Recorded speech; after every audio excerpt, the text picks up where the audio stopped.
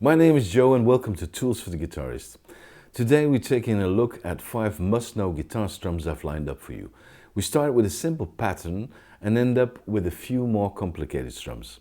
The first one I call the Straight Strum. This pattern is a very basic and popular strum used by legends. You can make simple songs sound big.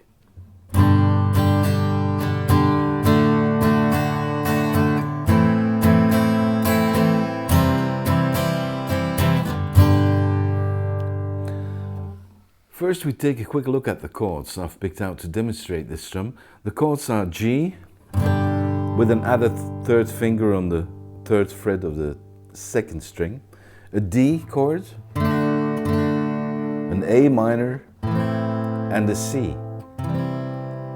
We play 4 bars with 1 chord on each bar. Down, down, up, down on the G, down, down, up, down on the D, A minor, down, up, down, C, down, up, down. You see, it's not very difficult. Down, down, up, down, down, down, up, down, down, down, up, down.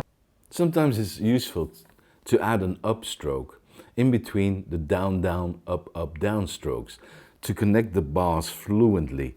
For instance, down, down, up, down, up, to go to the next measure. Down, down, up, down, down, down, up, down, down, down, up, down, down, down, up, down. I'm not doing it constantly, but depending on your mood, the vibe of a song, you know, it could be useful if you play along with other musicians to once in a while add an extra upstroke to connect all these measures and make it more like a tune.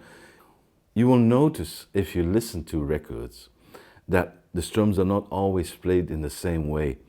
It's a matter of inspiration of the moment that they add an extra upstroke or not.